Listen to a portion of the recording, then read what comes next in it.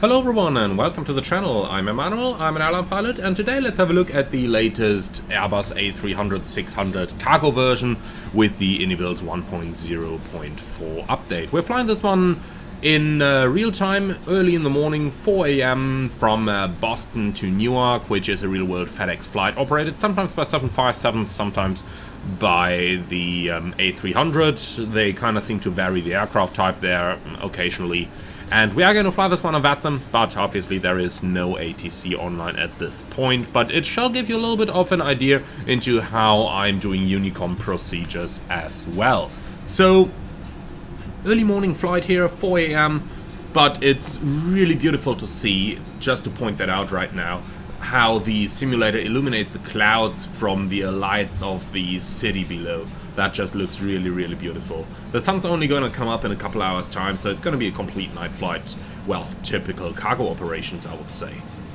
Alright then, let's go upstairs into our cockpit, and then we can start with a couple of procedures.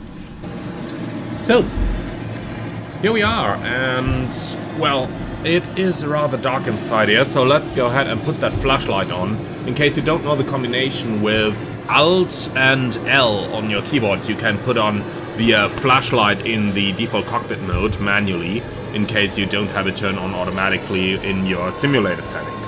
So this is how I do these things, and this normally works pretty well. So we can see pretty much everything we want to in here. So let's head up all the way into the cockpit. You can see our airplane is kind of loaded already. We've got mostly postal flight today, so if we have a look into the back, then we can see loads of boxes and all the good stuff that needs to reach there, that needs to be delivered throughout the day today. So let's take a seat on the captain's seat of our Airbus A300, and then we can have a look into our into powering the airplane up. Okay, so when we start straight from here, we can start with our preliminary cockpit preparation. We gotta do that with a flashlight. Now, in the real world, if I just turn this off for a moment, in the real world, normally the lights of the apron would reflect far enough that you could kind of see everything in the cockpit. Unfortunately, in the simulator, that doesn't really seem to work very well, so we just gotta work with what we have available in here. Okay, so then, let's go ahead, turn the flashlight back on, and batteries are coming on. Then hydraulic panel is checked, wiper switches are both off. Then the gear lever is down, the slat and flap handle agrees with the indicated position. Reverse levers are down, fuel levers off, weather radar off. Okay then, external power is available. Let's bring that on. And here we go, with external now available. Let's flick on the dome light, and then we can turn that flashlight off. So, that's much better, isn't it? That is a lot better. Alright, cool. So, APU fire system test. I'm going to run this straight away because it is 0 degrees outside, so it's pretty freezing down here in Boston. Alright, so APU fire test is looking good. IRS mode selector is going into nav. All three of them. Then finally the oxygen supply is on. Hey, that's a new fix already with the new update before we even looked into the changelog. So that's new. That used to be broken previously. Okay, so annunciator light test. And I know that a couple of you said in the past, like, what is that plane saying all the time when you do the test? Well, it's saying wind shear. That is the wind shear test. Okay, and I tell you honestly, let's keep that in bright position. Normally, when you got the lights in bright at night, it's really blinding, really blinding. But looks like in here, when I switch this to dim, that is really pretty dark. So let's keep them in bright. All right, awesome. So that's our general airplane powered up. The IRS are starting. Then let's quickly go into here. So we are going from Boston towards Newark.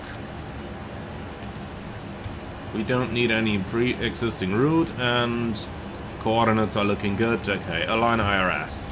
So with that now in progress, let's go ahead and have a look into a couple of the changes that iniBuilds have done with the latest update 1.04. So this is the changelog straight from their forums. I just inverted the colors in order not to blind you guys when showing them on screen. So you can see quite a bit of stuff in there, most notably possibly the VNAV stuff that they fixed. So I do hope that we are going to see some of that in action. The rest of it we'll just go over and as we fly along, really. So I do suppose we are going to just leave it at that and then head straight into our pre-flight procedures. Okay, so FMS is initialized already. Then let's go ahead and get GSX to start our loading over here. Is it not gonna ask us anything? Nope, doesn't look like it. Right, awesome. So the loading is now in progress. Then let's start setting up our electronic flight back in here. So import from SimBrief, please. Thank you. So we're supposed to be off block at 0955. That's in half an hour. Perfect. Okay, so apparently still a problem here with formatting the SimBrief plan. But if we just take a look in here, then our destination weather in Newark is good and stays good. 2 degrees, broken clouds. That's alright. And our alternate Philadelphia is looking good as well. So if we gotta decide for fuel, I would say that adds up to pretty much 20,000 pounds. So if we load 21,000 pounds of fuel on the plane, it should be just about fine. Okay, so weight and balance, fuel, pounds. Why is that showing some 60,000 or so? Come on, we want 21,000 pounds, please. Okay, apply. And I suppose we can just make that fueling immediate.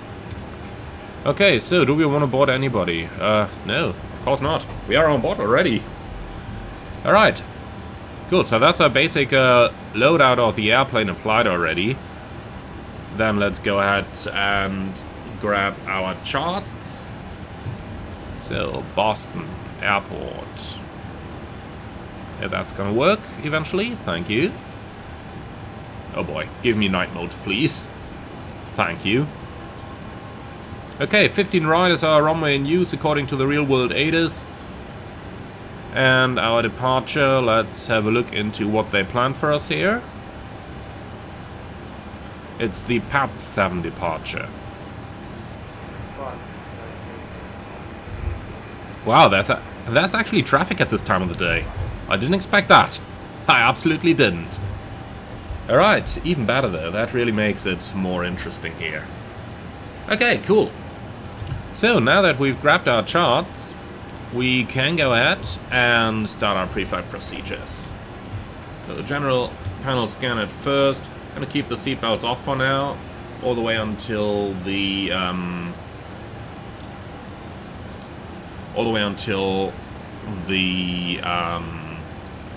loading is finished and the supernumeraries need to take their seats.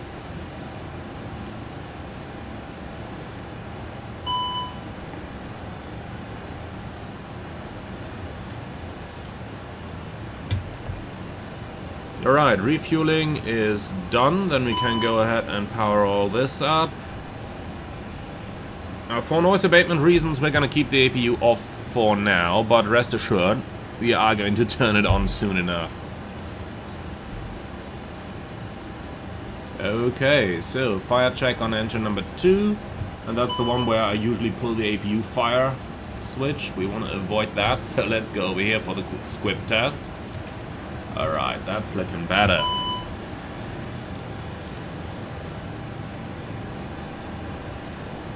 Okay, so over to the main panel then. If we start down here with the lights, I kind of like the lights the way they are right now, so we're just gonna keep it like that. It's quite unbelievable, there is traffic at 4 AM over here. That actually sounds kinda American, so I tend to say that's an actual American. Okay, 2988 is our current QNH over here. Has that changed since our flight planning? Let's have a very quick look. Overall, we want to fly as realistic as possible. Yep, 2998 is still the current QNH. Okay, any skid test. Chocks should be in position, even though that kinda, let's put it that way, even though that kinda works against, what we actually want to do, but let's go for it. Ground equipment, chocks away. Brakes out. So, alternate braking works. Then we can set the park and brake again. And back to normal braking. Chocks back in. Brakes out. Okay. So, 0 feet elevation is correct. Landing gear test. It's looking good. Yeah, the doors are known. We can clear that away. Okay, so radius 1228 is correct, and then now that we are flying online, we absolutely need to use 1215 as well. Alright, and we're listening to 1 and 2. Now, in the real world, obviously, we would go for the interphone as well. And that's basically it. Alright, so that's our primary setup done here. Then let's head right into the FMS and start preparing that. So alternate is going to be Philadelphia. Philly. Then let's have a look. What's our data going to be? Import from flight plan. Cost index 37. Cruising level 240. And we are FedEx 1989.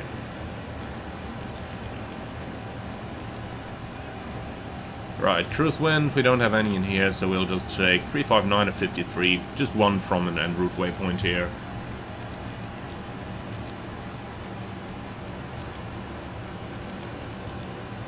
.359 at 53. Right, so for our route we're going to depart on 15 right.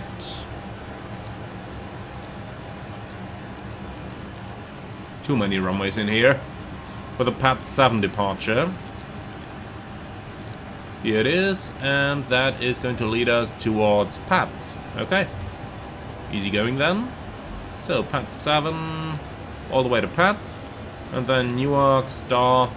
We'll plant on runway 4 right with a Flowsy 4 arrival out of Neely. So, ILS 4 right, Flowsy 4. And that is coming from Neely. Alright, insert that as well. So we can get rid of the discontinuity. Okay. So that is looking pretty good. Then immediate return. Boston to Boston. No, we don't have flight plan for that, obviously. Okay, so Boston slash what's the runway track? Nothing published in here, then we need to check the charts. Okay, so that's 150 slash 25 on database. Are they serious? Okay, then we gotta enter a departure runway at first. So let's do it like that. 15 right, no sit, insert. Okay. Okay, BOS 15 right slash 150 slash 25. Okay, that's better. That is the waypoint we're looking for. Okay, and then for an immediate return, they are using opposite configuration here. 33 left is going to be the landing runway. No star, insert. Okay, and that's our immediate return pretty much prepared. Okay, so Econ is selected, that's good. Then let's go over to the weights. So, looking at a zero fuel weight of 221.7. Well, let's see, 21,000 pounds of fuel. I do believe that's new as well. There was something in changelog that the totalizer always showed the fuel in kilograms, versus now it's showing it in correctly in pounds, and that definitely does look correct there. Okay, so, and the CG, well, we don't have any yet, so let's just put 25 in there. Right, alternate and final reserve. Quick look into the flight plan. Alternate 5.3, final 4.1.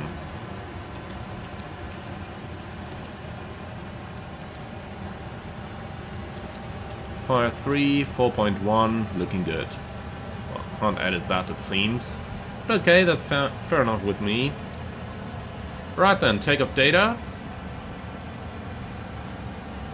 Let's go, performance, Boston, and that's gonna be 15 right. And synchronize the rest over here, it's a dry surface, yep. And air conditioning on, NEIS off, force toga no, calculate. So 146, 146, 149.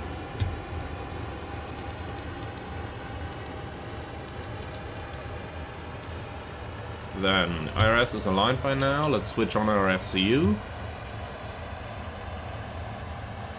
And 149, which is correct. 63 degrees flex temperature.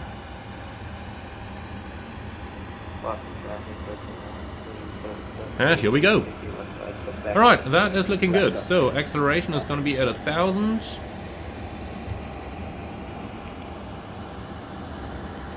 Thrust reduction 1500, engine out acceleration 1500, looking good. Okay, so that is pretty much all we need for here. Then let's go ahead and cross-check that our data is correct.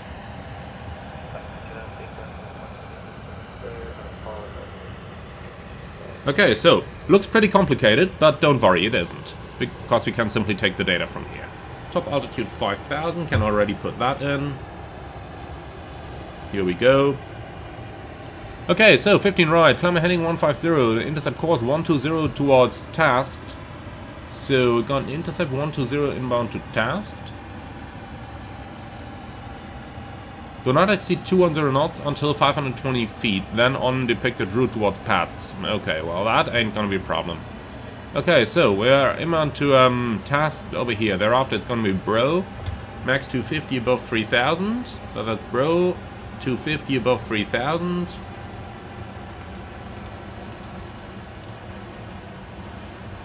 Then a right-hand turn towards JD. I mean, this looks a little strange, but JT kind of makes sense. And then towards Hemo, max 260 knots above 5000. They got JD and then Hemo above 5000, max 260 knots. Then we continue via Canwee towards paths. Okay, so that's Canwee and then on towards paths. So our routing makes sense. That's all looking good. What else can we possibly ask for? Well, maybe a little heater. I'll tell you honestly, it's getting rather cold in here. Let's fire up the APU. Fuel pumps on, very good. And start. Alright, off we go.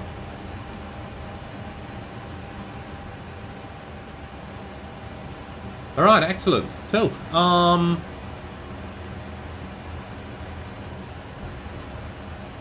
alright, APU is firing up, and then we can go ahead and... Boston, ground fax 4325 Heavy is taxiing from the south cargo ramp.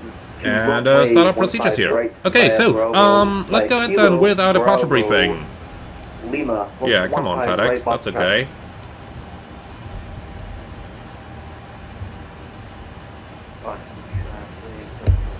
Well, that's actually quite a bit of traffic over here, I didn't expect that. Okay, so, time for the briefing. It's Boston, 15 rides. So,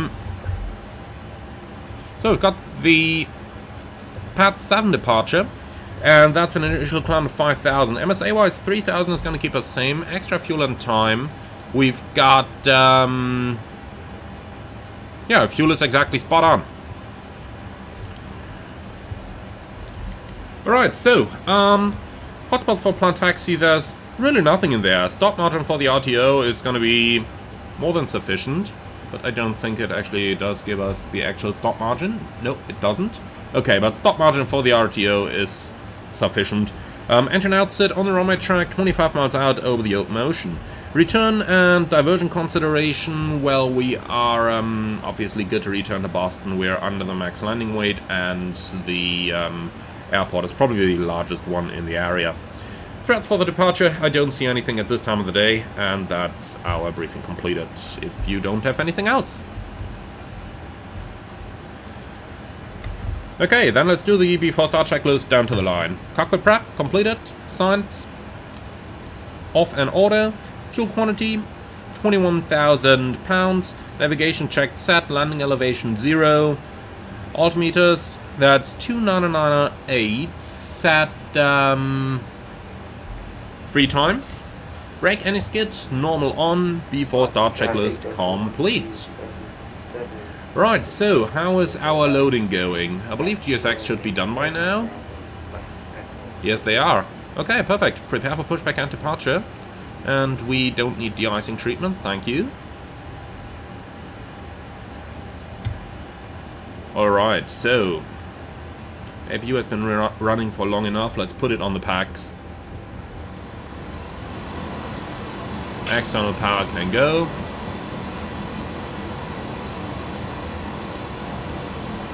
Okay, so ground equipment. We can get rid of the ground power unit. We can get rid of the stairs as soon as the door is closed. And the parking brake is now set. Let's get rid of the trucks as well.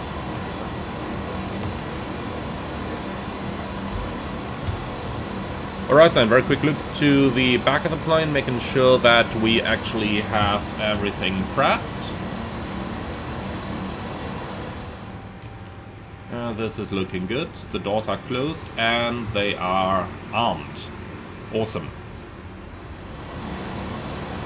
Okay, so quick last check over here. The FO was out for the walk around, so we just better gotta make sure that our maintenance data is good. Unfortunately, this has reset itself, but oil quantity is good. Engine oil quantity is good as well. Just gotta set the markers here real quick, and when that is set, then we can go ahead and prepare for the flight.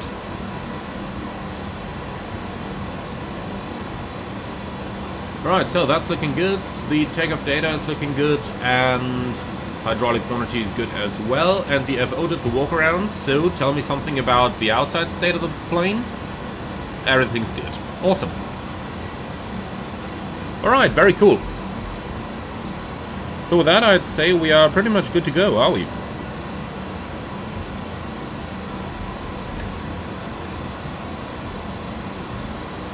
So we did get an auto ATC message from Vatsimir. Squawk 1457 is what they want us to do.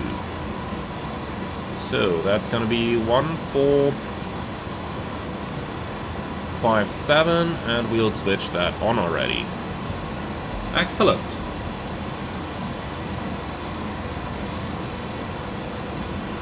So before start checklist below the line. Windows and doors. Closed, beacon on, parking brake set, before start checklist complete. Ground cockpit. Go ahead, sir. So we're ready to push and start. Parking brake set. Roger, release parking brake. Parking brake released. Boston Traffic, FedEx 1989, pushing back from the cargo apron. Suppose we should probably have told GSX first what we wanted to do. So brake set, continue push, no de-icing, and no left please. Okay, so this time parking brake is released, clear to push with the nose to the south.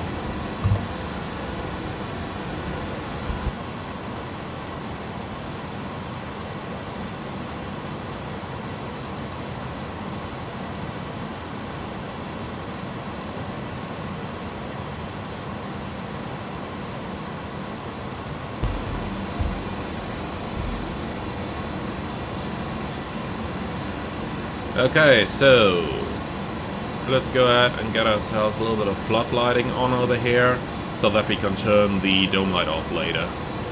And the signs can come on now since we are on the move. Right, ground cockpit. Start sequence is going to be 2 then 1. Let us know when we are ready to start engine number 2. Roger, you can start number 2 now. After that, starting number 2. Okay, engine 2 start. And 2.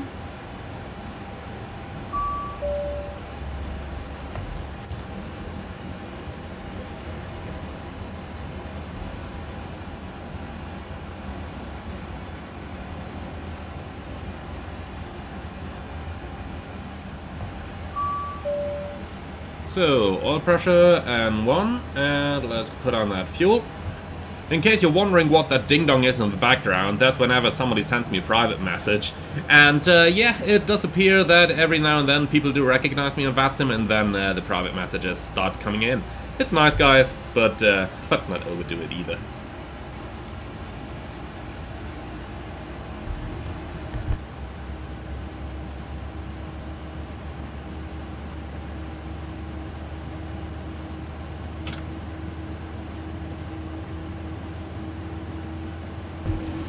Alright, so that's a good start on engine number 2. Let's go ahead and start engine number 1. Now the pushback looks pretty much completed to me.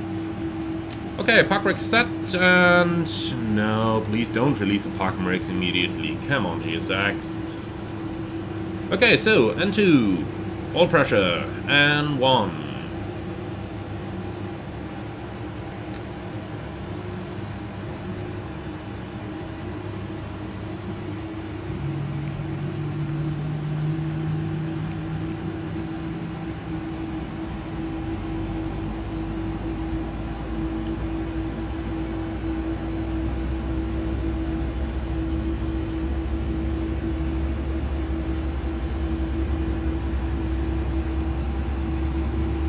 Okay, ground, we got 2 good starts, clear disconnect, placing on the right side with a pin, and have a wonderful morning. Bye-bye.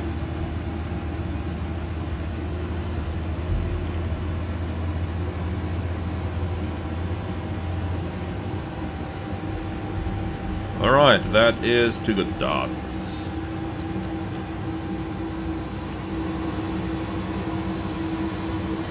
So, we don't need anti-ice for the initial departure, but we'll probably need it once we go through the clouds.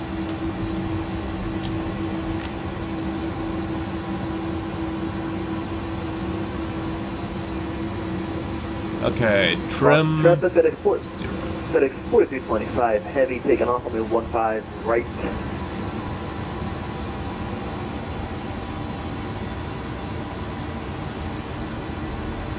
Okay, looking good. After start checklist. Pitch trim. 7 departure, the southwest. Lost traffic. So, pitch trim 0 set, rudder trim 0, spoilers armed. Slats flaps. That's 15 and 15. Ecom status checked, any eyes off, hand signal. Can we see anything here from the ground? Can't, huh? Okay, that's fine. Still everything connected. Okay, thank you, GSX. Reset quartal engine. I've had it, thanks. Alright. Awesome, so we're good to go.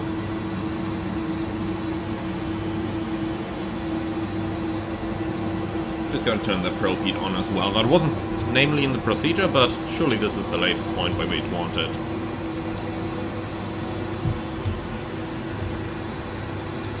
Okay, brake is off.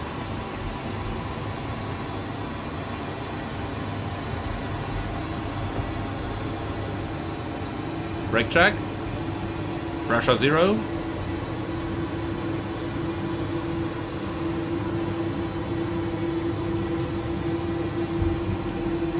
Boston FedEx 1989, taxi order point 15 right. Oh, nice to see that guy departing over there. That's looking really cool.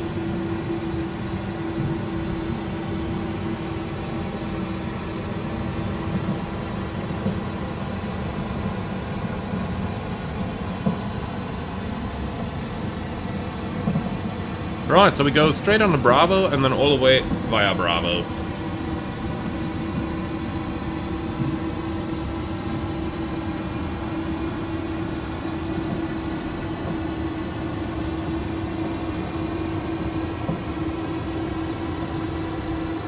Okay, Alpha next left, Bravo the second, that's what we want to go to.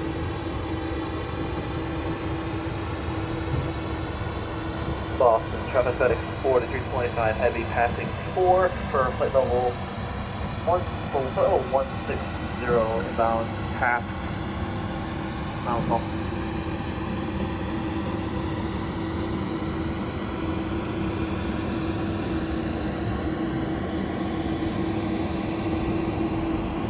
Okay, so dome light off, don't need that anymore for our departure. This is really now to adjust our eyes to the darkness, so that, you know, it becomes a little bit easier to see if there's anything on the runway and stuff like that. That's the reason we turn those lights off. Obviously, in case of an evacuation, you will be able to see better what's outside the plane as well.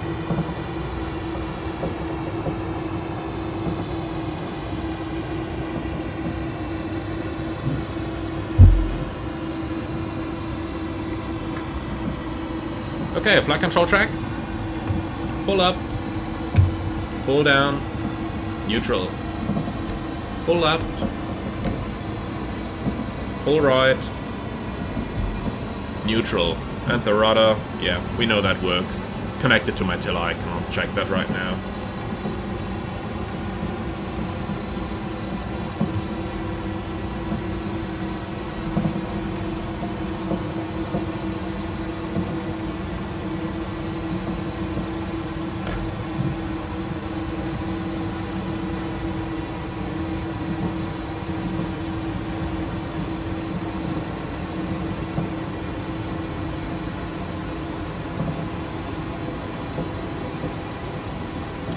Those buckling sounds here on the taxi, they are new, aren't they? I don't believe I heard that before. The changelog surely said they did some work on the sounds, so that's probably new.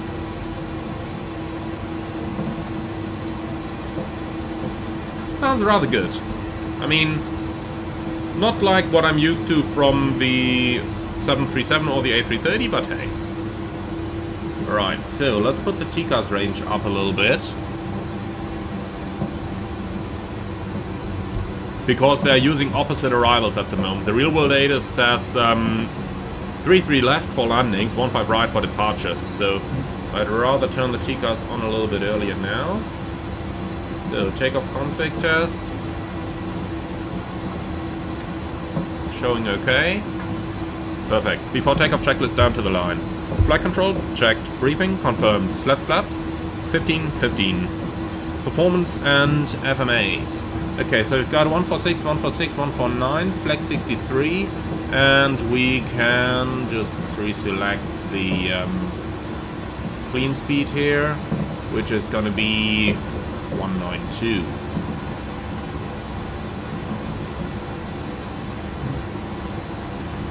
Okay, and 192 pre-selected. Takeoff config checked, transponder set before takeoff checklist complete to the line. Boston traffic FedEx 1989, line up and takeoff 15 right on the path 7.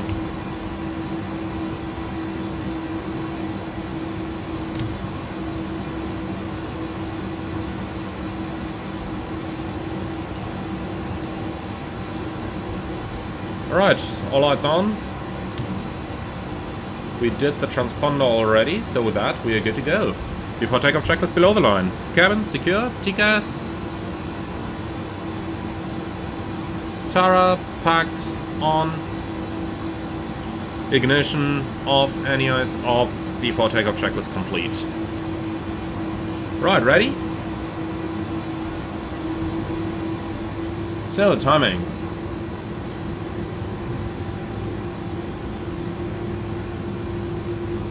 Oh, okay, ain't as long as an A330 is. So, takeoff. Thrust SRS heading.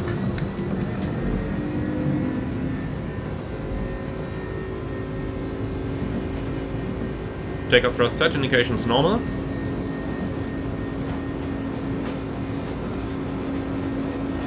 .100 knots, checked.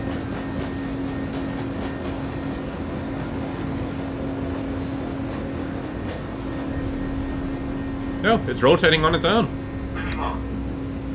Minimum. Interesting. No further comment on that.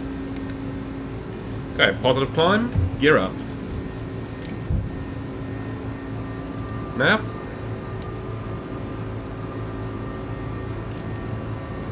Okay, command 1.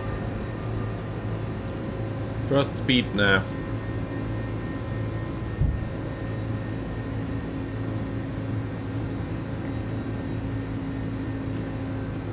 Climb thrust selected, flaps 1. Speed check. Or flap 0, yeah. Welcome to the A300, I suppose. Okay, profile thrust, profile climb, flap 0. Or slat 0, whatever.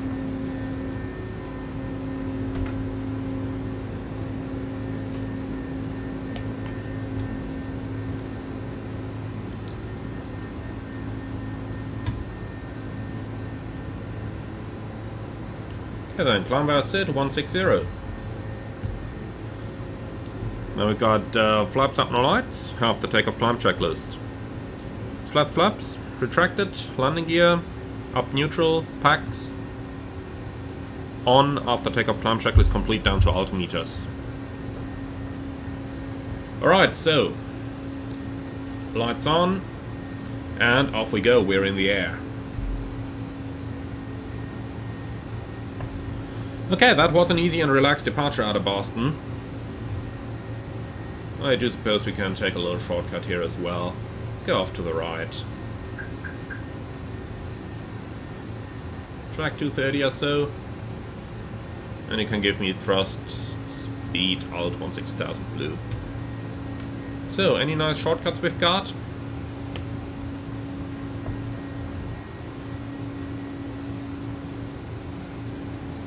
Doesn't really look like it, huh?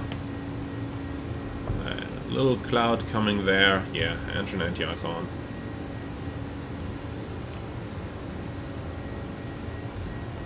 Even though we're just literally strafing it, I just want to be sure that we don't make the plane air ice up in that one. Alright. Looks good. Engine anti-ice off.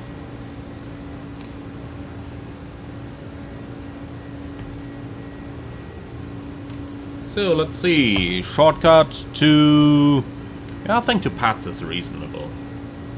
Just continue our turn, heading 260 or something, then direct to Pats and insert. Right, that's nav and profile. Alright, passing 10,000, we'll keep the lights. Welcome to the US. Belts can come off, and that's mostly it. Right, clear and copy. Don't have a RatNav page here anyway, so it's just going to be copy active.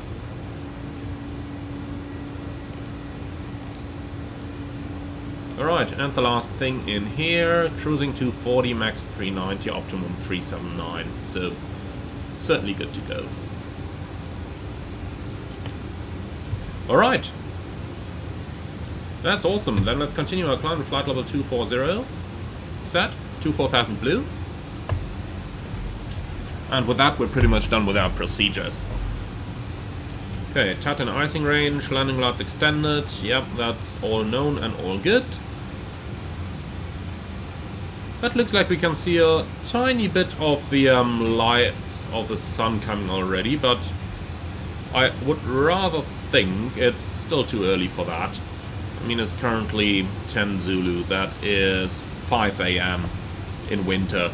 They are definitely not going to have any sunrise coming up anytime soon, so that light over here probably got to be some illumination from the surrounding land then. Is there any land to the south? Yeah, I think there is. Oh yeah, there definitely is. Alright, so that's got to be some distant cities then that we see over there.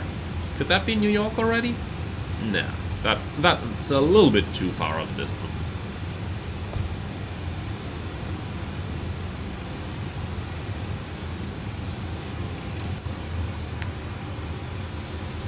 Okay, so we're up in the air. That's kind of looking nice as well, isn't it? Certainly worth taking a screenshot, one of the billions that I'm taking. But it is looking nice. This entire simulator. Graphics are really unbeatable. And they're really a good part of the realism as well. Okay, so we made it all the way up here. Let's go ahead and dim our menu displays a little bit. Those are still at maximum brightness here. Let's get that down. And the UFO can do whatever he wants. Right, do we have a top of descent already somewhere? Oh yeah, up there, 170 miles out. Well, that's okay. So at least we got a little bit of a cruise here before we gotta go down again already. Is that done that?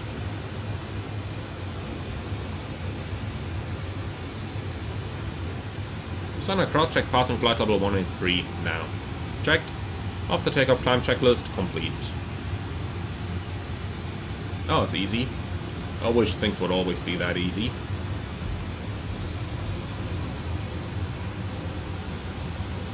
Right, so as expected, no ADC online along the route, but as you can see in terms of Unicom calls, I'm kind of keeping it to the, let's call it, most basic stuff like starting pushback from the cargo apron. They do have only one as far as I'm aware, so that's kind of self-explanatory.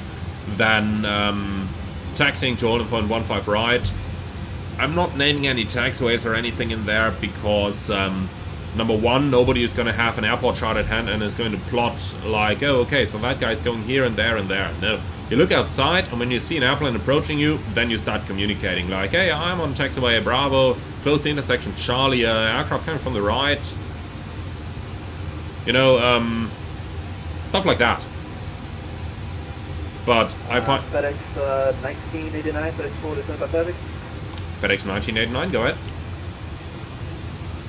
Hey, I just wanted to keep this real short, but I want to say that I've seen your videos on YouTube. I watch them pretty often, actually, including on the A300 as well. Very helpful and informative to getting into it. And I just wanted to say thanks for great content. Keep it up, and hopefully you'll be having a nice ride down to do it. Well, thank you so much, my friend. And you've actually just made live onto a recording of another video, so that's going to be up in, I don't know, a couple of days' time or so. So thank you very much for your nice words, and see you on the next one.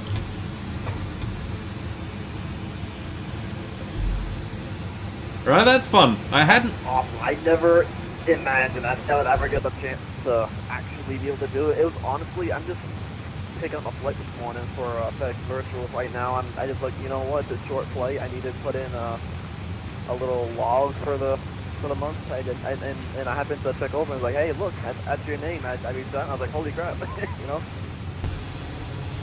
Well, thank you so much. Alright, enjoy your flight then.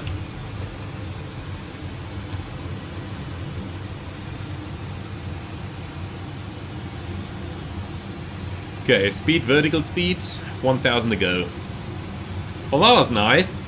I had it a few times already that people sent me PMs and stuff like that, but I haven't had anybody call me on Unicom yet. I mean, Unicom, yeah, technically not supposed to do that, but let's be honest over here. It's 5 AM. Who is going to, who are we blocking from doing proper communication here? Probably nobody. The interesting question, though, is, as far as I'm aware, Unicom only works over a distance of 25 nautical miles, so we don't have him on TCAS. Well, so he's probably just outside that range, cause he departed on the same SID. We heard that when he took off, he announced that he was also on the Pat 7 departure. Ooh. Oh, wind shift there. He was on the same SID, so I was like, okay, if I'm doing all these shortcuts now, then perhaps I'm, you know, perhaps I'm cutting him a little bit, but looks like he took off more than early enough for us to avoid going into it. Hey, All-Star. Feels strange to me, you know, that we don't have any box around the FMA when the mode changes. Alt. And profile speed, profile alt. Now what you see here is an interesting Airbus, let's call it feature. The climb speed's been around 320 knots, the cruise speed is around 300, and what the plane does is, when it reaches cruise, then it starts reducing the speed. That's something that a couple of real-life air traffic controllers turned rather unhappy about, but that is what the actual plane does as well. And even the newer ones do. Even the 320 does. Okay, Chicas to below, because any threat that could possibly come at us would come from below now, and the weather radar I'm gonna turn below as well. Actually didn't switch that on. Alright, so here we are, made it all the way up, and then a quick check of our flight plan.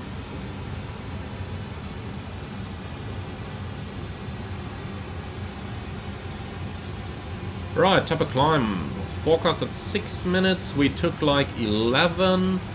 And fuel should be 14.5. We have 16.5. Alright, and we uplifted like 1,000 pounds extra. So we're running 1,000 pounds ahead of schedule here. Alright, that's cool. So, over Nelly. Can we do a fuel check there? Yeah, 16 minutes, 12.5. So that is already looking rather good in terms of the forecast I'm expecting here. Nelly. Okay, nothing forecast over here. On the A330 you can get the lovely fuel forecast and everything on the next page of the flight plan page, but looks like that's not the case on the A300. Alright, awesome. So, made it up to cruise, and here we are. Can we see anything on the outside?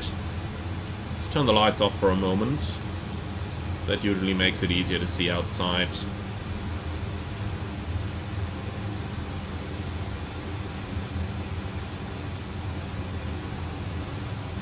Something like that, but looks like that's pretty much a solid cloud cover, is it? Yeah. I mean, the moon is visible rather nicely. It's like half of a moon, so yeah. I tend to say the level of brightness we got up here is actually rather correct. You can see some of the clouds down there because the moon is shining on them. And the clouds are probably also slightly lit up because there is some population centers in the area. But if you look over here, for example, the reflection of the moon on the clouds, that is absolutely realistic. That is really absolutely realistic to see something like that. When the moon is full, when you really got a full moon, then, except from vampires, you can also see the clouds and stuff really, really well. I've had some flights going over the Alps back in the 737 days where the Alps were covered in snow and it actually looked like it was almost daylight. That was really, really beautiful. Okay, so that much about this. It is actually realistic to see the sim like that. But now let's go ahead and turn a couple of the lights on again, because, well, we do overall want to not fall asleep. Alright, let's put that dome light on as well. Alright, so that much about it. Let's have a quick look into some of the stuff from the changelog then.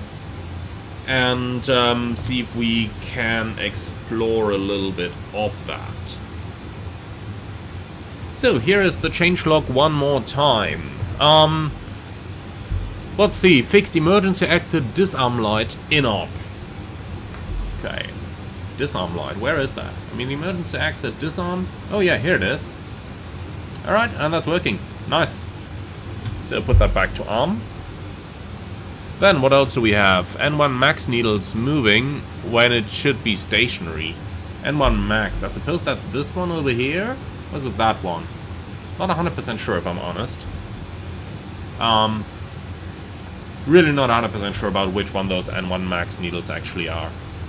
Okay, missing flags on instruments when aircraft in cold and dark state. Well, we should have checked that on the ground. The passenger, crew oxygen gauge wrong, upper one should say HP. Okay, we are flying freighter, can't check that. First officer sun visor, the wrong way round. Okay, that one we certainly can check. So, sun visor on the FO side, that's the captain's side. Let's get up a little bit more light, which doesn't help us either way. But that looks, well, that looks opposite side to what we've got in the captain's side. So, I do suppose it's probably right now. Get rid of them again, don't need them at night. Even though I'm saying we don't need them at night, well, that is actually not completely true. Even at night we often do put our sun visors in place because of the way the air flows in the cockpit. Now, you've got some air coming out from the upper part of the glare shield up here, and that is flowing across the window to prevent the window from fogging up. But when that's hitting the upper part of the cockpit, that can start flowing towards the pilot's head. What do? You put the sun visor up, and that blocks off the airflow. Quite a couple of colleagues actually do that. Personally, I never found that little bit of air too much of a problem, but it does definitely help. Alright, so overflying Nelly, and we took 16 minutes. I believe that's what we should have taken anyway. Yep, Nelly 16, and we should have 12.5 thousand pounds of fuel. Got 15.4, so roughly 2,000 pounds ahead of the flight plan, which does make sense if we just take a moment to think about all the shortcuts we took. So that does seem fine for me. India Golf November, initiating descent in a couple minutes. Flight level 160, speed indicated is going to be 325 knots. Again, we're probably going to set in a few minutes. Overhead on India Golf November. How many miles did you say towards India Golf November?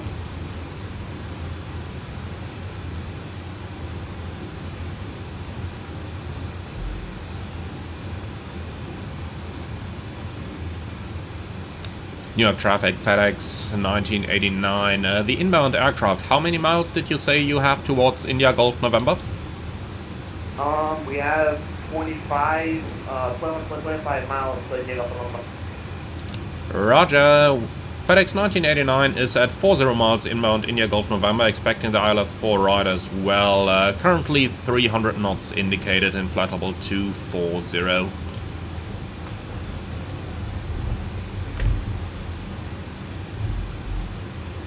Suppose you're flying the Flozy arrival as well? That's affirmative. We're on a Flozy 4 arrival. Looking for the 4 right. If you want, I can flight 6 only 4 left. If you end up catching up, we can do like a simultaneous landing. If you want to go on me. Well, we won't be able to see you in the darkness anyway. Tell you what, just report over at Flozy, please, so that we can slow down behind you when we're 10 miles behind.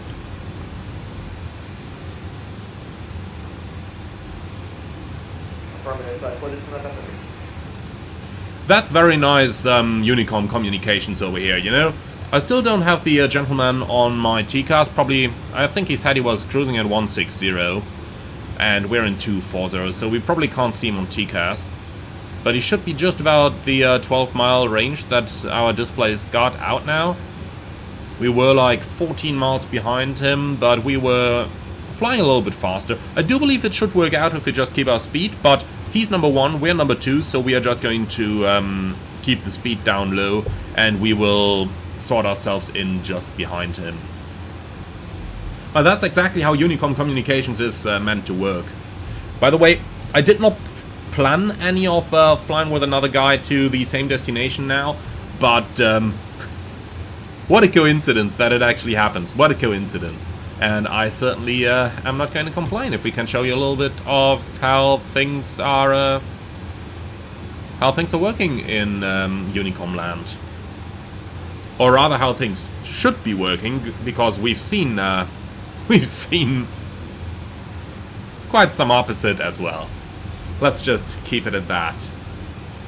Alright, so a couple bright lights over there. That's probably going to be in New York City already. I mean, we are right now, I would guesstimate some 50 miles away from New York. So yeah, that could definitely be it already over there.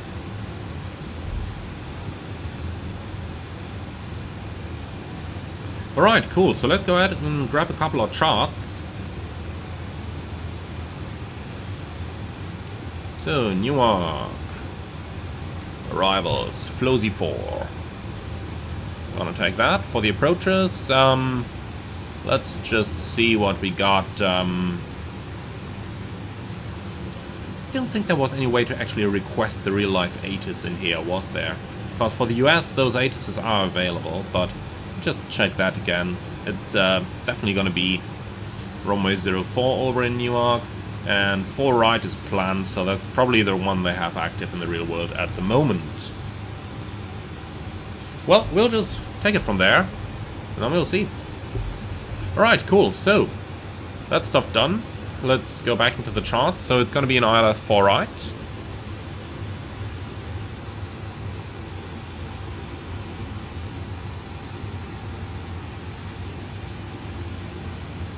If I can ever get that pinned. Here we go. Chart pinned. Thank you. Alright, then we take the airport chart, and then we just gotta find the parking spots. No, not that chart. A and B. No, not that chart either. Where's the cargo stands?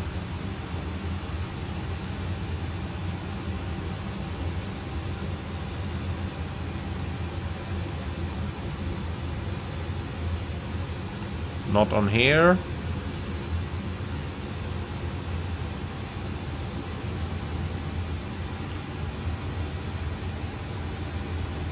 Not on here either. Oh, lovely. And yeah, not on here either. That's no surprise. Alright, so we just gotta work our own way through this. Any... No. Probably no chart for the FedEx ramp. Could imagine those to be just private charts from FedEx because, well, it's a FedEx ramp. No need for public charts if nobody else is gonna go there anyway. But alright, that's fine. We can live with that. So quick word over here, they say to expect nearly below 16,000. Now, I just stayed up high because it's 5 AM, well, 5:15 AM now, and there just isn't that much traffic here. So from 6 AM then I would start abiding those restrictions, but for this, I thought like, well, so what, F it. Alright, cool. So what's next though? We got Kingston, which we're over at, yeah, pretty much now. The other gentleman does still not show up on TCAS. It is selected to below, so I would expect to see traffic up to 8,000 feet below, so he might just about be in view. Yeah, traffic FedEx 1989 is now over at Kingston and 24 miles inbound Flowsy.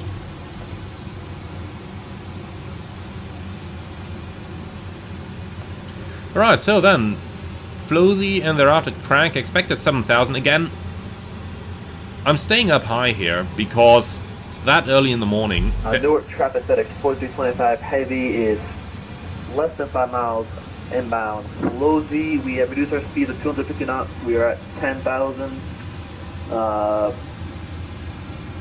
Inbound Flowsy 250 knots. Past 10,000. Thank you. Alright, so he's still got like 5 miles to catch up to him. And I do believe that down there, that's him. He's doing 250, we're doing 300, but he's quite a bit lower. So his true airspeed is probably around 300 knots now. Tell you what, let's go ahead and start our descent here. We'll go down to 10,000 as well, level change, and we'll do that at 270.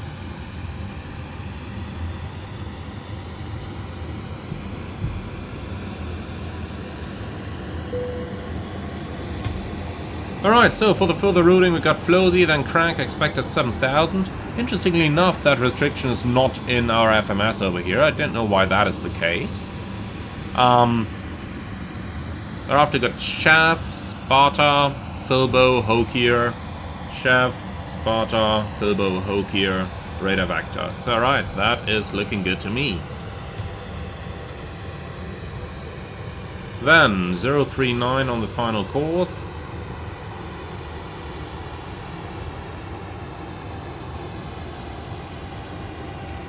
And 108.7 on the frequency. Like so, here we go. Alright, minimum's 211. Here we go, and that should be it already. Alright, cool. So, whenever you're up for the briefing, I'm all ready for it.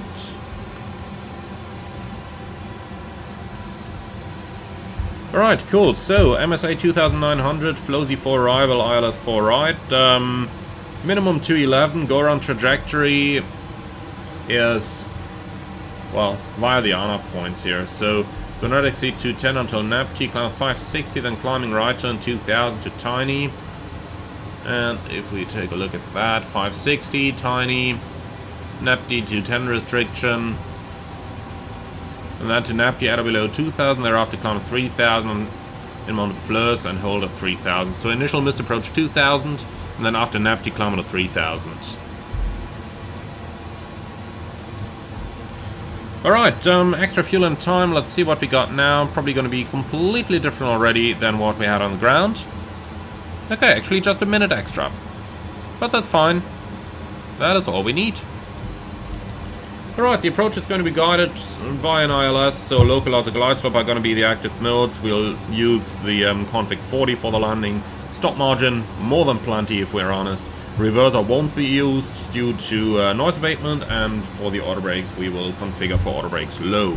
Hotspots for the taxi in. Yeah, the only thing I got is that we don't have any parking shots available, but let's be honest over here. One aircraft in the area. Landing 4 right, vacating probably Juliet, crossing 4 left, and then on a Romeo. On a Romeo, Bravo. Then we taxi via Charlie Charlie up here into the FedEx ramp. Alright, any threats? Nope. Awesome. So that's the briefing completed.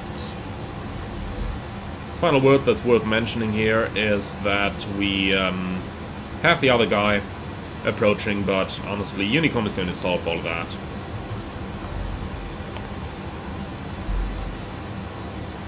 Just dial the speed down towards 250, just so that we make sure not to run into him. Of course, we've been going rather quick, but we should be only like 10 miles from him now. Maybe we can just check. Yeah, traffic, FedEx 1989, overhead crank, and descending 250 knots.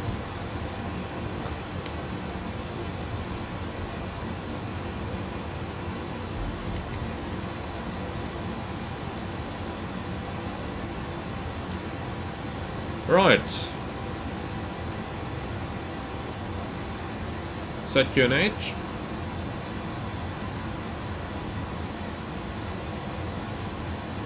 QNH 3003 cross-check passing 17,400 now. Checked. Let's put the lights on.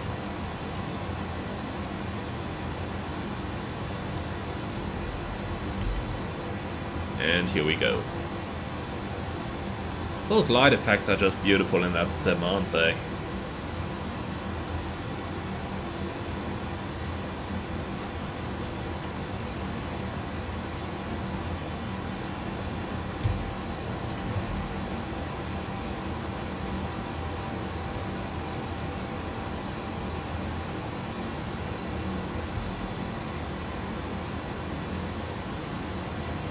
Right, so at 250 knots we should have no problem now with the other traffic.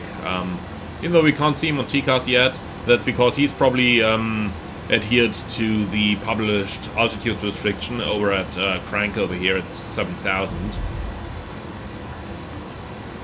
And yeah, there he comes. Heavy over passing shaft inbound Sparta. VOR speed is still 250 knots, and we are passing 5.7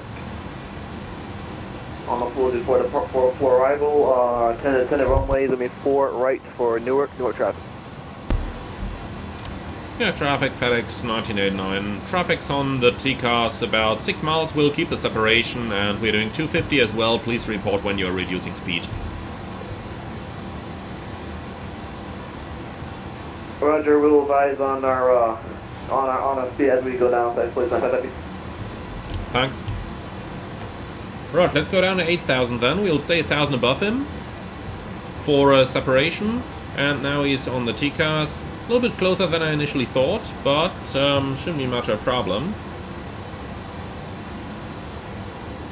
So TCAS range down to 6 miles. So he's probably about 5 miles in front of us now. That's all we need. Now, he is in heavy aircraft, so those 5 miles, we do need to keep them. But I don't see any problem here at all. Obviously, when he's turning final, we might just extend the base leg a little bit as well, so nothing to worry about.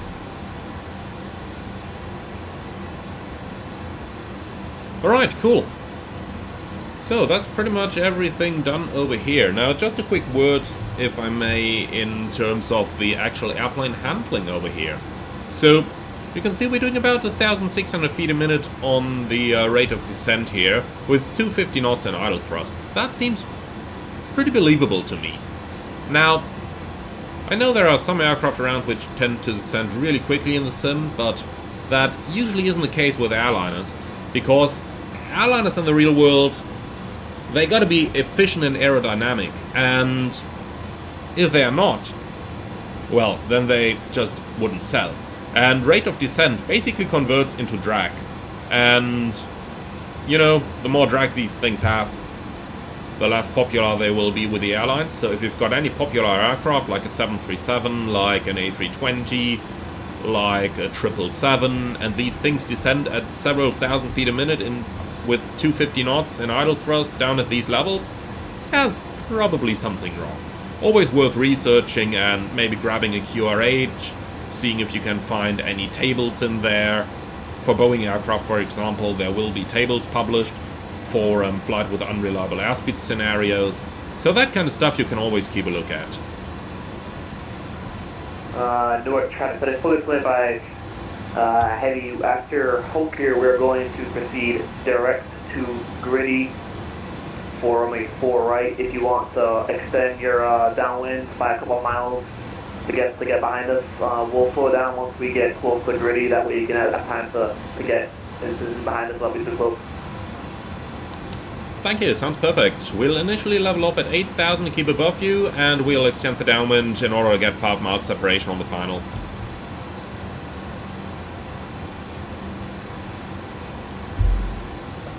Okay, passing 10, the lights are on ILS and ILS.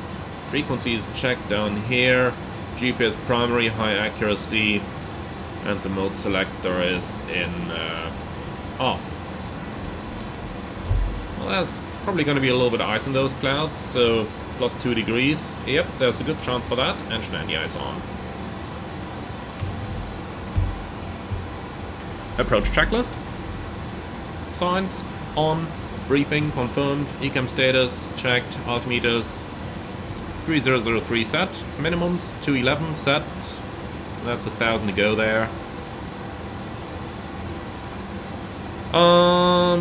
Where were we? Ignition. Continuous. Landing elevation 0. Approach checklist complete. Right, the gentleman is getting a little close right now. Let's start reducing speed. 230. But we still got like, 20 miles until we start turning base. That's where he said he's going to reduce, so if we go down to, 230 knots now, 20 knots difference, should be absolutely all we'll need. He's now 5,000 below us, so in 3,000 already. Man, that's pretty low. But that means we can go down to 7,000, which is the altitude where we should be published over here. Okay, vertical speed.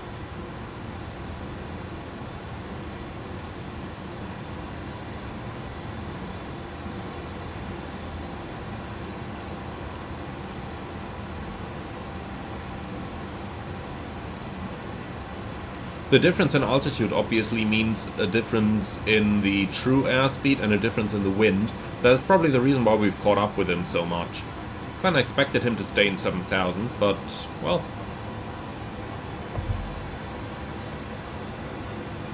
Okay, so he said he wanted to go from Hoke to Gritty. We'll then go outbound on the vector a little bit from Hoke here. So according to the chart, we should fly heading 180 after overflying Hoke here.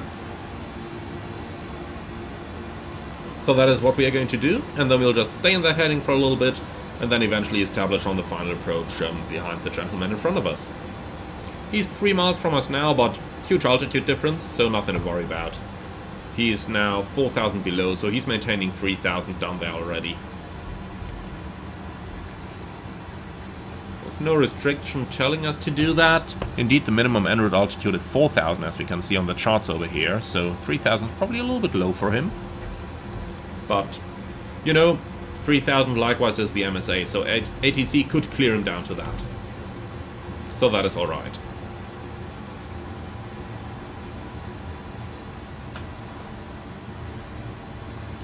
So heading 180 after Hoke here, and that's what we do have in the flight plan anyway, 180 degrees manual lag. Alright. So just looking at this, we're actually coming in pretty slow. Tell you what, let's do a flap 15 landing. Gives me 133 knots approach speed. And put 5 knot wind correction on that. 138 approach speed. Looks a little bit better to me. So he's 4,000 below, that means he's in 3,000, so if we go down to 4,000 then we are safe. Okay, level change, speed back to 20.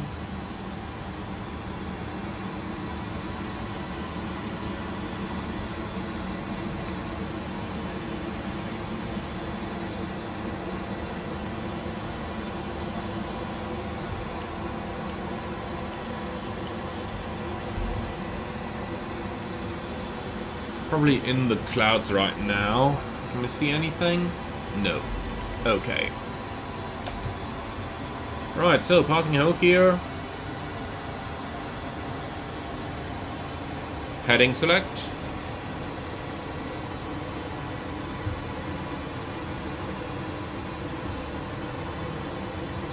Discontinuity ahead. Yep, we know that. Okay, then gritty. Direct insert.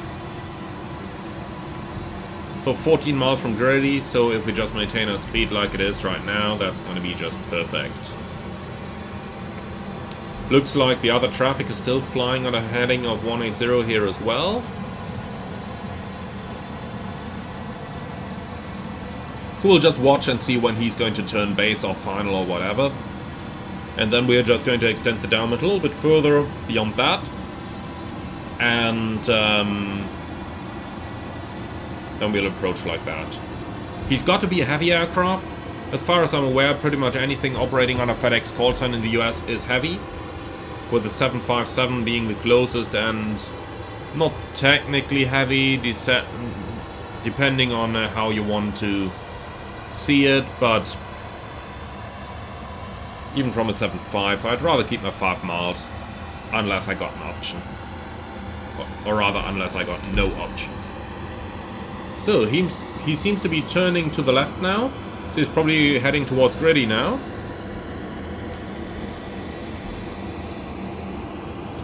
But we'll level off in 4,000 until we are sure. Actually, he's 2,000 below, so he went down to... He's probably descending down towards 2,000 right now. But anyway, we'll just level off in 4,000 at first. Newark traffic FedEx 45 heavy is inbound, gritty, tack.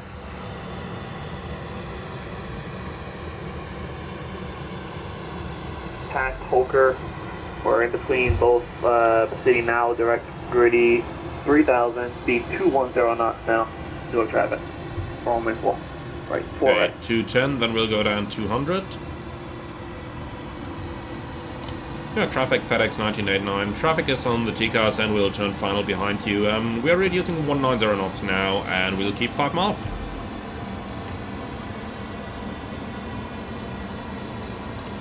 Right, speed going down 190. Right, there he is.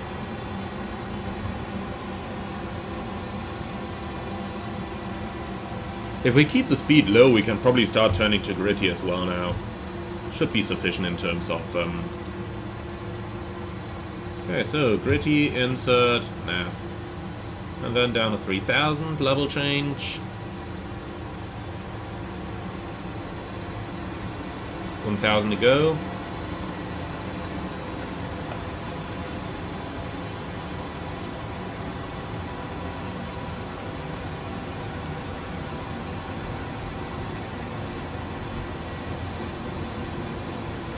York traffic FedEx 1989 inbound ready, and we are 5 miles behind the other aircraft, 190 knots. Please report when you're slowing down. So there he is. It looks like we're turning a little bit inside Roger, we'll it. keep our speed at or about 200 knots until we're on a 10 or 5 mile final for 4 right. Sounds awesome. Hold start. Right, flaps 1. Or flaps 15, however you want to call it. And we'll do 180 knots just to stay a little bit below that speed. There he is, turning inbound. Hard to see between the clouds, but he's definitely there.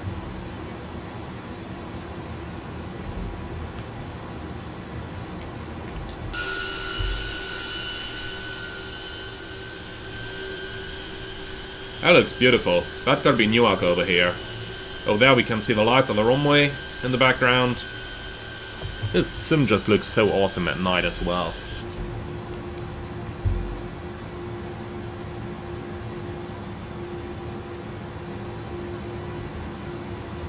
Okay. So, flaps 15. And let's reduce 160.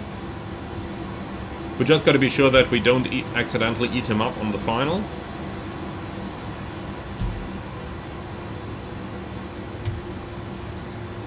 Okay, so runway 04, that means intercept heading is gonna be 070, 30 degrees off.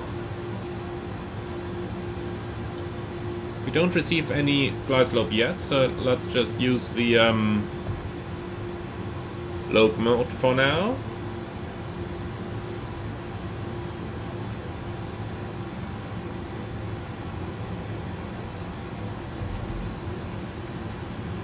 So that's 16 DME down there. He's about 5 miles in front of us. Awesome. Okay, glide slope alive.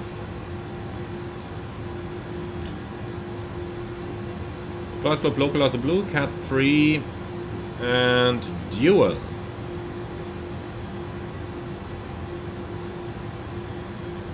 He's perfectly at 6 miles. Right there on the TCAS, perfect. Not moving on it either, that's a good thing for us.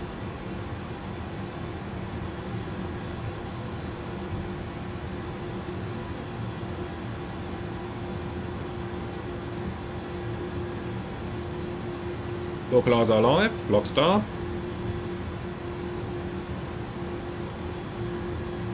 Newark traffic FedEx Voyager 25 heavy overhead gritty. Fully established on the glide from runway 4 right. Newark traffic. Now we're just into light zone until on a 5 mile final. York traffic FedEx 1989 heavy. 13 miles final, ILS 4 right, speed 160. Right, glide slopes alive. So let's see, runway track 039 is set, and we've got look. The traffic's just in front, and he is bang on 5 nautical miles. So exactly the separation we want. Down there's the airport. A little bit of rain here. Temperature is now +2. I'll tell you what, let's put the wing anti-ice on for a moment here, just in case we do collect some icing on the wings.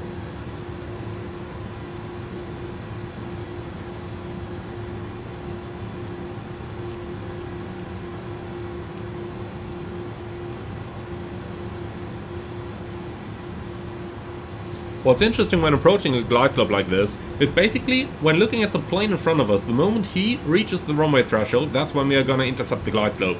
I can tell you that without looking at the gauge at all.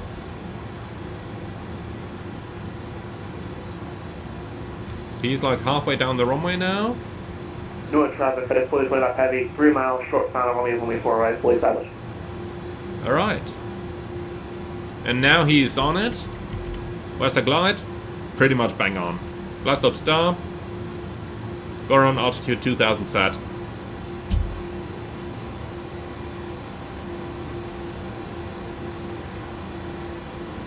He's still at 5 miles, so we'll legally continue the approach. Beautiful. Completely beautiful.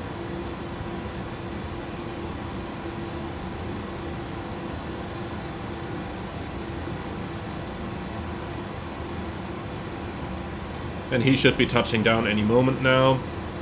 So that basically solves the separation problem at all then. Well, we're going to configure at 2000 above the ground.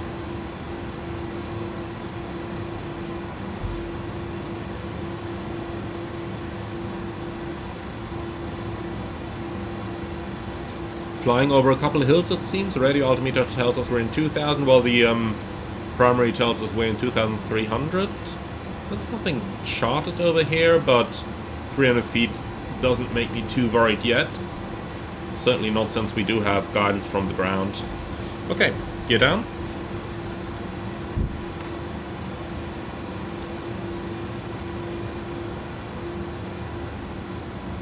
Wing anti-ice off. Flaps 20.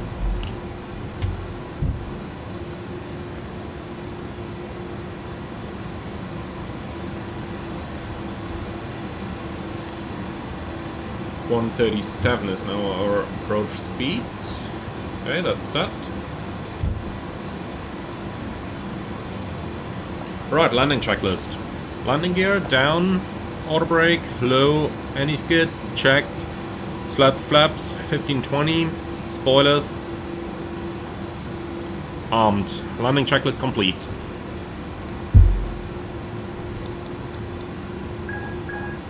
Okay, autopilot off.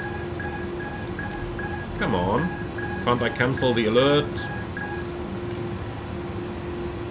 Here we go. Traffic that employs on heavy is vacated only 4 right on Juliet. Thank you very much. New York traffic, FedEx 1989, 2 miles final, 04 right.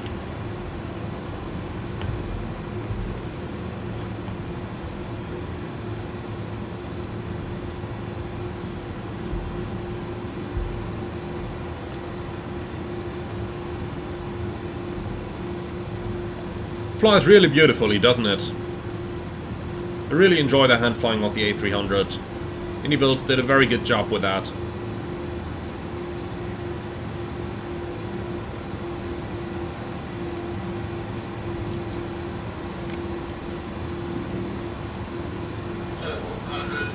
Land.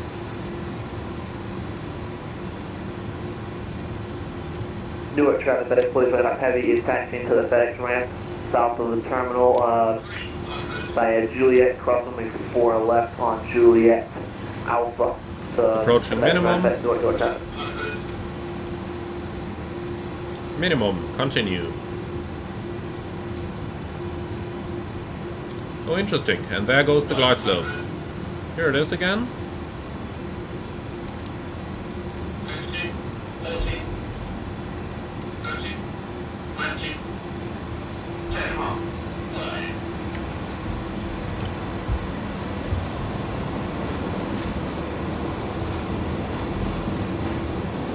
Spoilers, reverse green, decel.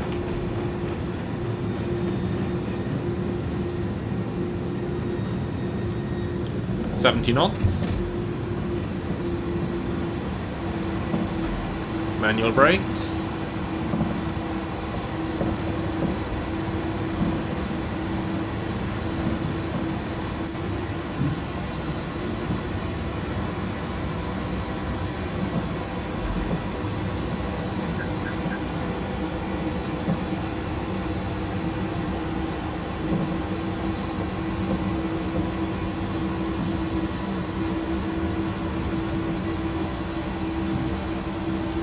Yoke FedEx 1989 ROM vacated, crossing 4 left in Kilo and then taxi to the FedEx ramp by Bravo.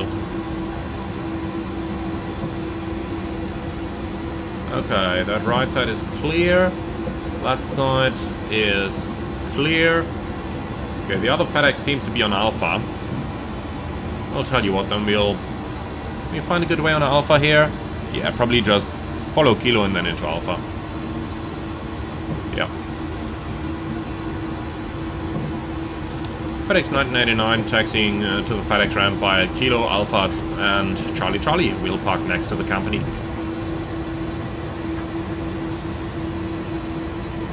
Okay, so that's Kilo. Can we just use Sierra to the left? Yeah, we can. Sierra goes into Alpha. So that's probably the easiest thing to do then. Alright, excellent. So, made it down to Newark. Then, let's go ahead with our after landing procedures.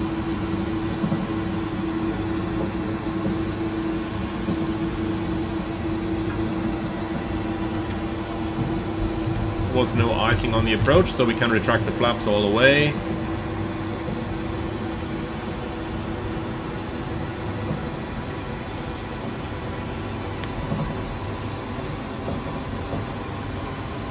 We'll delay the APU start a little bit for the sake of the environment, and that's basically it then. So, wow, quite busy here at Newark already for this time of the day. Really is.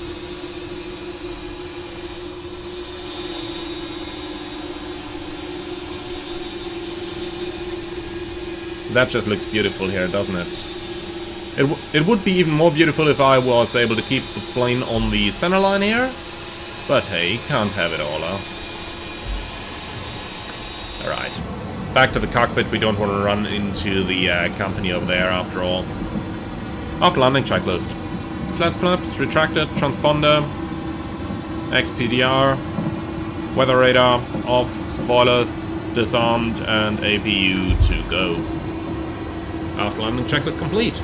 So, I count one FedEx over there, I count two FedEx over there, and I still see the MD-11 in front of us.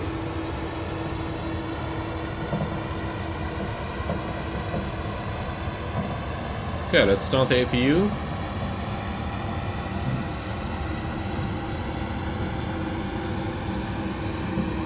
And when the APU is running, we're going to shut down engine number 2.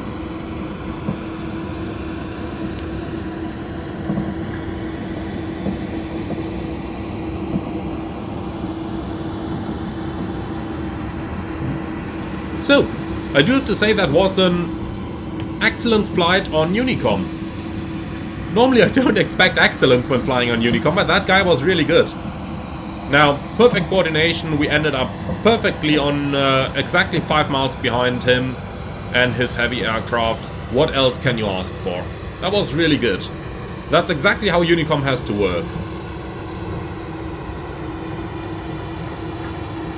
But that guy knew what he was doing.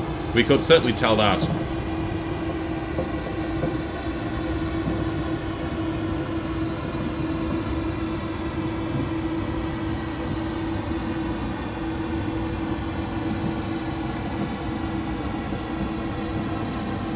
Okay, APU is still running up.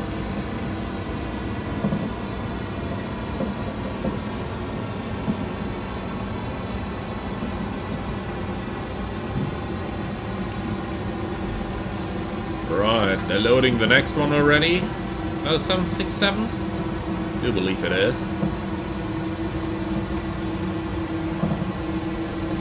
So, the 11 goes in here, so we'll park just to the left of it. Okay, APU is available. I can't see anything down here. Okay, no single engine taxi if we can't see what we are doing.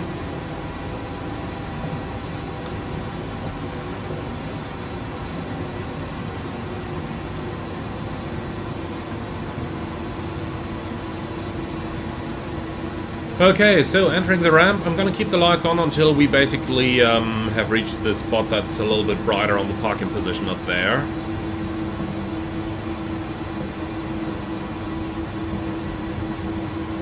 Okay, spot 2, that's it.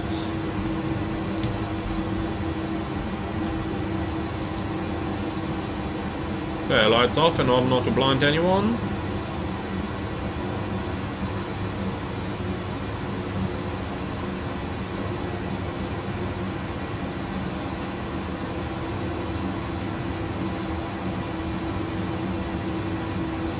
I believe I overturned a bit, so let's correct a tad to the right.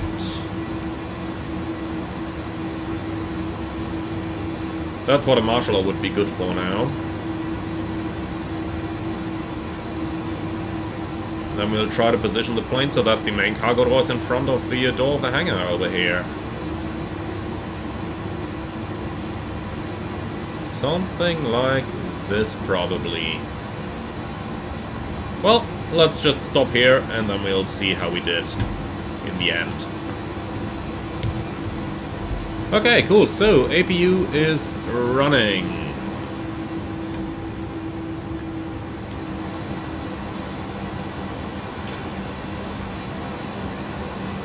Suppose I can't do the typical cabin crew all doors in park announcement.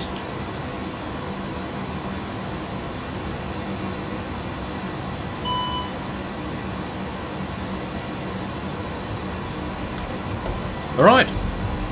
Thank you very much for the excellent cooperation. See you next time.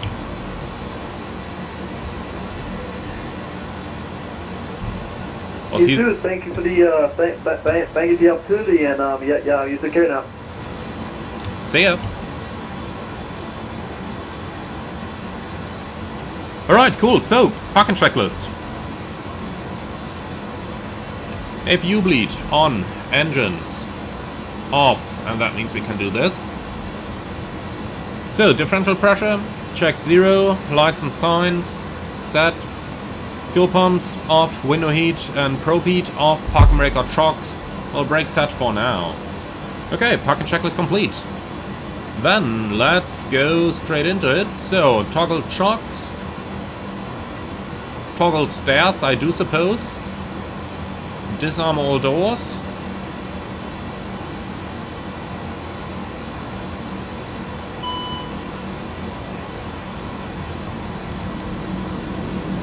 Okay, chocks are in, so we can release our brakes. And we made it. Now that's looking pretty cool, isn't it? With the MD-11 over there, then you've got some 6 over there, maybe an A300. No, it's missing the window for the A300, but really cool. Really, really cool. Look at how close he's parking to the... at least on my scenery, he's parking in the terminal, but that's probably going to be scenery differences. Talking about parking, we parked exactly in front of the cargo door in the terminal there, and we did not damage our engine. That is perfect. Though I wonder what it does to the airflow of the engine when you park this close to a building. I mean, the entire airflow on the intake got to be pretty disturbed, only coming from the sides now. That's probably going to make some rather funny noises as well. But that seems to be the correct thing to me. Right, anyway, we made it. So, thank you very much for flying along, my friends. What's my feedback on the first version of the iniBuilds A300 version 1.04 then? Did I say first version? You guys know what I mean. So, overall, it was an enjoyable flight, and there were a couple of things that we found that got fixed. However, for some reason, we lost a lot of the constraints. There were basically no constraints in there anymore. I do believe that's a new issue, at least I don't recall seeing that before, so when you're flying that new update of the aircraft, be sure to check that all your constraints are still correctly in place. That's definitely going to be something that you... that's going to definitely be something that could make air traffic controllers a little bit unhappy. But apart from that, it's a good update, it seems. Again, the plane got a little bit more polished, and they have done a little bit greater work on it. So thank you very much for watching. I do hope that you all enjoyed it. If you did, then do let me know in the comments below. Let me know if you want me to do more flights like this. And finally, if you're up for more, don't forget to subscribe to the channel. Be sure to leave a like on YouTube, as it does really help out. And if you really love what I'm doing, would appreciate a small donation through the Buy Me Coffee link in the video description below. Thank you for watching, and see you all again on the next one.